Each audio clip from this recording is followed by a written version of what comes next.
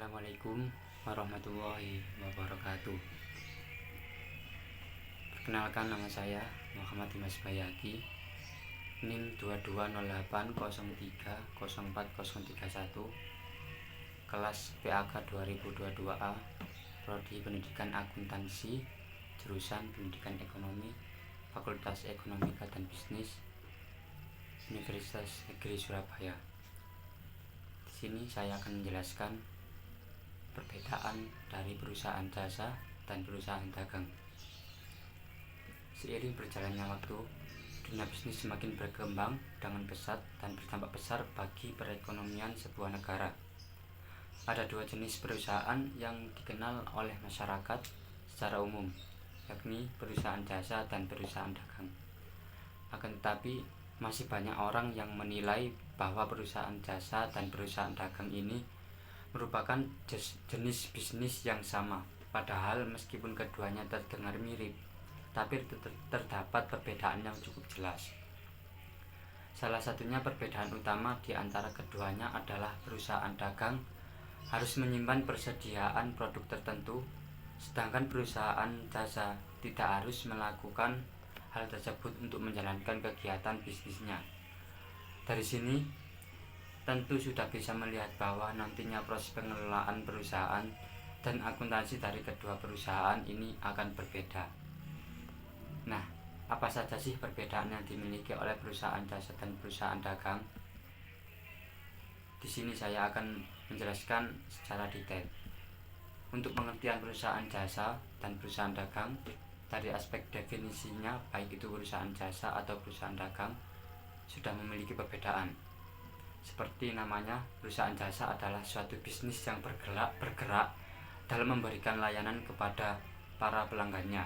Contoh, perusahaan seperti firma hukum, penyedia jasa, security, atau konsultan akuntan. Meskipun produk utama yang ditawarkannya adalah jasa, ada pula beberapa yang menawarkan barang. Contohnya, seperti klinik kecantikan yang menjual produk skincare yang bisa digunakan oleh para pelanggannya di rumah. Kini jumlahnya sangat banyak dan jenis layanan yang diberikan kepada para pelanggannya pun semakin bervariasi seiring berjalannya waktu. Dan sekarang beralih ke pengertian perusahaan dagang. Perusahaan ini merupakan bisnis yang menjual produk utama berupa barang. Contohnya perusahaan dagang yang biasa kita jumpai adalah toko pakaian retail, toko buku, toko bahan bangunan, dan masih banyak lagi. Beberapa perusahaan dagang juga memproduksi barang yang akan mereka jual. Namun, ada pula yang membeli barangnya secara grosir untuk menjual kembali menjadi bentuk eceran di pasaran. Perusahaan dagang yang memproduksi barang sendiri tentunya mempunyai anggaran yang berbeda. Namun, tetap saja baik perusahaan barang produksi atau non-produksi, keduanya memiliki biaya opsional dalam menjalankan perusahaan atau menjalankan usaha. Saat ini ada banyak jenis perusahaan barang yang biasa kita jumpai di pasaran. Barang-barang yang disediakan pasti disesuaikan dengan kebutuhan masyarakat secara umum. Selanjutnya adalah perbedaan karakteristik dari perusahaan jasa dan perusahaan dagang. Keduanya tentu bisa dilihat pula dari segi karakteristiknya masing-masing. Seperti yang telah disebutkan di atas, pada perusahaan jasa kegiatan usahanya berupa jasa atau layanan dan jarang menyediakan suatu produk dalam bentuk fisik atau barang. Jasa yang ditawarkannya pun sangat beragam, sehingga para konsumen yang datang bisa mendapatkan jenis layanan tergantung dari kebutuhannya. Sejumlah perusahaan jasa juga dapat memberikan barang habis pakai atau perlengkapan yang digunakan untuk menambah pelayanan mereka kepada para konsumen. Terakhir, laporan keuangan laba rugi perusahaan jasa diperoleh dari pendapatan yang telah dikurangi beban operasional. Sedangkan karakteristik perusahaan dagang adalah adanya aktivitas jual beli barang dengan konsumen. Pendapatannya sendiri berasal dari hasil penjualan barang dagangan yang dipasarkannya tersebut. Beban Beban operasionalnya terdiri dari beban penjualan dan juga beban administrasi. Kegiatan akuntansinya dilakukan berdasarkan dari penghitungan harga pokok penjualan atau biasa disebut HPP untuk bisa menentukan besar kecilnya laba atau rugi. Di sini saya juga menjelaskan perbedaan akuntansi perusahaan, jasa, dan dagang.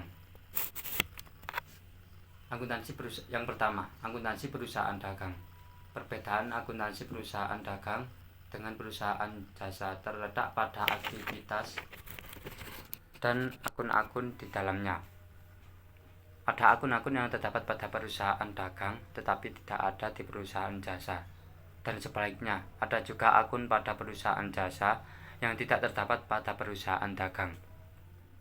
Akuntansi perusahaan dagang lebih menekankan pada pencatatan barang dagangan, baik yang masuk maupun yang keluar dari perusahaan atau yang terjual kepada konsumen.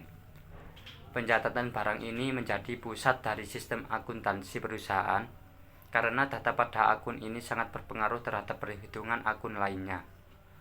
Dan di sini ada akun-akun pada perusahaan dagang yang tidak ada pada perusahaan jasa.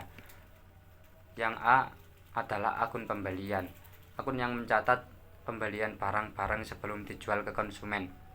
Pembelian perusahaan pada barang-barang selain pembelian produk yang dijual seperti jasa tidak dimasukkan ke dalam akun ini. Yang B, akun penjualan, akun yang menyimpan semua kegiatan penjualan produk yang dijual perusahaan kepada konsumen maupun perantara. Sama seperti akun pembelian, pada akun penjualan juga tidak dimasukkan penjualan perusahaan di luar penjualan produk. Yang C, akun persediaan, yaitu akun yang menyimpan data mengenai jumlah persediaan barang selama periode tertentu. Yang D, harga pokok penjualan atau HPP.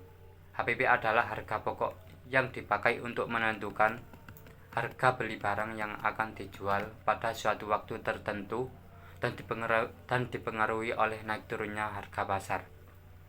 Yang E, akun potongan tunai, yaitu akun yang diperuntukkan untuk memberikan diskon atau potongan harga yang diberikan oleh penjualan kepada konsumen karena telah membayar barang dengan tunai langsung ketika transaksi terjadi. Poin F, yaitu akun potongan pembelian. Akun potongan pembelian bagian dari akuntansi perusahaan dagang yang mencatat potongan harga yang diberikan oleh produsen kepada perusahaan dagang karena telah membayar dengan tunai atau lunas dalam jangka waktu tertentu. G, akun retur penjualan, akun yang digunakan untuk menyimpan dan menganalisa data mengenai barang yang sudah terjual ke konsumen namun dikembalikan kepada perusahaan karena kondisinya yang cacat dan tidak sesuai dengan pemesanan. Poin H adalah beban pemasaran. Beban pemasaran adalah biaya yang dikeluarkan perusahaan untuk menjual barang-barang persediaan hingga sampai ke tangan konsumen. Yang selanjutnya adalah akuntansi perusahaan jasa. Perbedaan akuntansi perusahaan jasa dan dagang terletak pada proses kegiatan usaha dan produk yang dihasilkan. Hal itu berpengaruh terhadap lembar kerja yang digunakan oleh masing-masing perusahaan. Dan berikut adalah siklus akuntansi perusahaan jasa. Yang pertama, analisa transaksi atau pencatatan dan penggolongan. Tahap pertama adalah mengumpulkan data-data keuangan, mencatat seluruh transaksi keuangan, kemudian memindahkannya dari jurnal umum ke buku besar. Yang kedua, yang B, neraca saldo atau neraca percobaan. Untuk membuat neraca saldo untuk menilai proses pencatatan data dari jurnal umum ke buku besar. Jika jumlah debit dan kredit seimbang, itu artinya tidak ada kesalahan dalam penginputan data. Yang C, jurnal penyesuaian. Tahap selanjutnya adalah menyusun jurnal penyesuaian. Jurnal ini mulai dibuat saat ada transaksi yang menyebabkan perubahan pada akun-akun perusahaan. Yang D, neraca lajur. Idealnya penyusunan neraca lajur berpihak pada neraca saldo dan jurnal penyesuaian. Apabila keduanya telah Anda buat, maka penyusunan neraca lajur bisa dilakukan dengan mudah. Neraca ini akan memberikan informasi dalam bentuk laporan laba rugi dan neraca. Untuk selanjutnya poin E, laporan keuangan. Untuk membuat laporan laba rugi, neraca dan perubahan modal, dan dalam laporan laba rugi semua pendapatan dan biaya akan dihitung untuk mengetahui laba atau rugi yang diperoleh. Dalam laporan neraca akan menampilkan posisi keuangan perusahaan dari aset, utang, dan modal. Untuk selanjutnya, jurnal penutup. Akun-akun perkiraan tersebut terdiri dari akun pendapatan, biaya dan beban, laba rugi, dan prive atau pengambilan dana oleh pemilik untuk keperluan pribadi. Selanjutnya, poin G, jurnal pembalik. Tahapan yang selanjutnya adalah jurnal pembalik, dan langkah yang perlu dilakukan ialah membalikkan beberapa akun yang telah ditutup untuk mengembalikan saldonya. Akun perkiraan yang dibalik biasanya adalah pembayaran yang dibayar di muka dan pembayaran yang belum jatuh tempo. Untuk poin H, neraca akhir atau awal setelah penutupan. Ini adalah pembuatan neraca yang terakhir yang berfungsi ganda sebagai akhir dari periode dan jadi awal untuk periode selanjutnya. Cukup itu saja penjelasan dari saya. Apabila ada kesalahan kata atau kekurangan, saya pribadi mohon maaf sebesar-besarnya. Cukup sekian dari saya. Wassalamualaikum warahmatullahi wabarakatuh.